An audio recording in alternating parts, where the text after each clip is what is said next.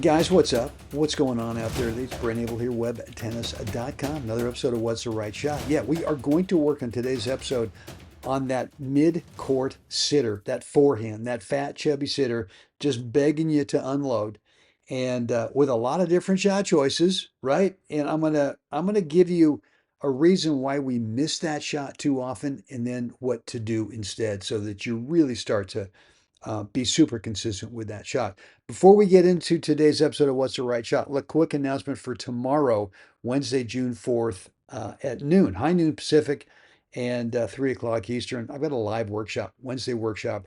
And the focus tomorrow is going to be on how to stop making so many unforced errors, right? There's one big reason that we do, and there's one thing I've got to absolutely convince you of to make sure that you start winning that unforced error stat, right? Meaning that you're making a lot fewer than your opponent in singles and your opponents in doubles, because the stats bear it out, the numbers bear it out, that whoever makes the fewer mistakes in a match typically wins that match. So we're going to work on that tomorrow.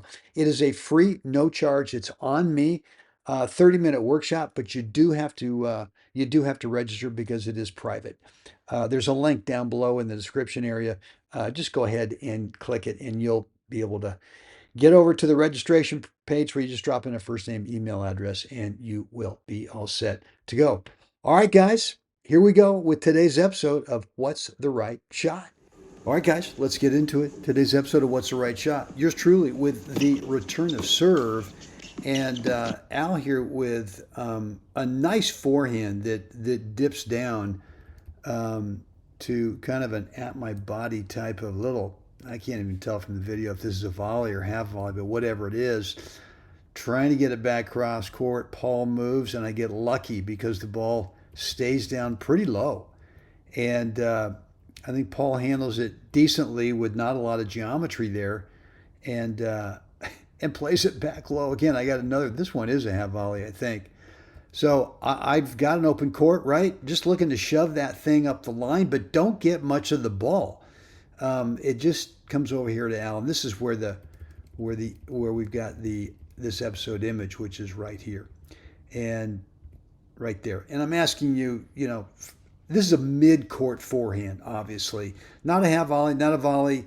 My mindset on this is it's going to be a two-shot play, right? I just always think that. I'm not thinking, well, I'm vulnerable here because I'm in sort of quote-unquote no man's land.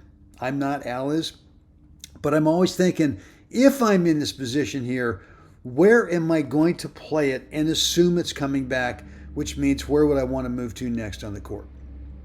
And so the thing I've got to get you convinced of with this shot is you've got to have early shot choice commitment.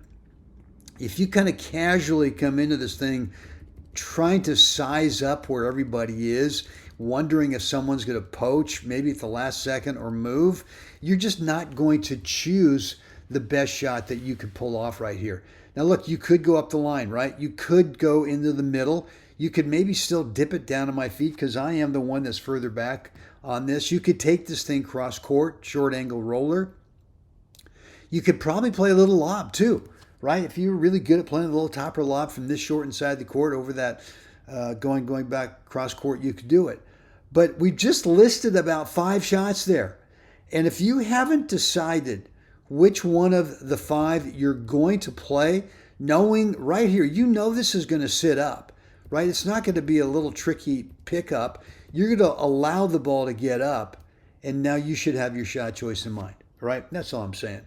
And whether Al does or not, I don't know, but he hits this thing so stinking clean, this baby goes cross court into the open court, and there you have it. So, yeah, attaboy. I mean, today's episode is really about making sure you've got shot choice commitment, that you don't allow that little sub menu of 5 different shots come dropping down as you're moving over.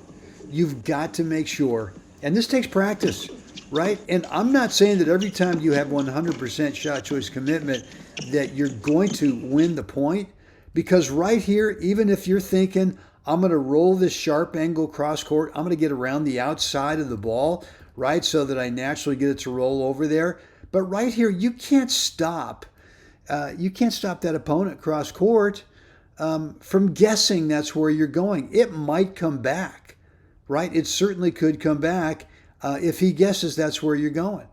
And, lots of times that's what happened. I mean, look, we're kind of hung out to dry there as Al sets up. So he's got an early prep, right? Love that. This just disguises everything. He could hit all 5 of those shots from here, up the line, dip at my feet, go down the middle, sharp angle cross court. He can even lob off of this, right? If you come into this without early prep, then you start to maybe telegraph what you're about to do with your shot choice.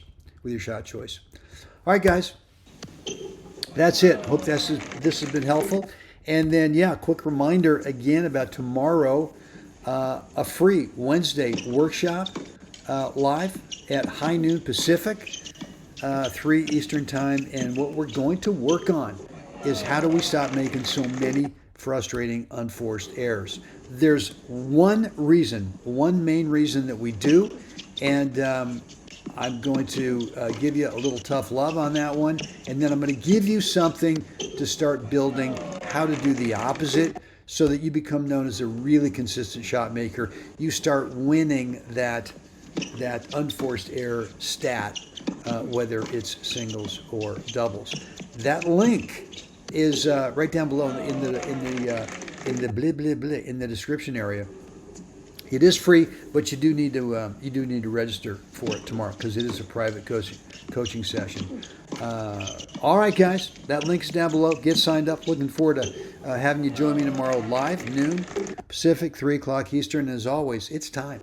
It's time. We've got to get out there. We got to help someone else have a great day. Guys, I will see you again next time.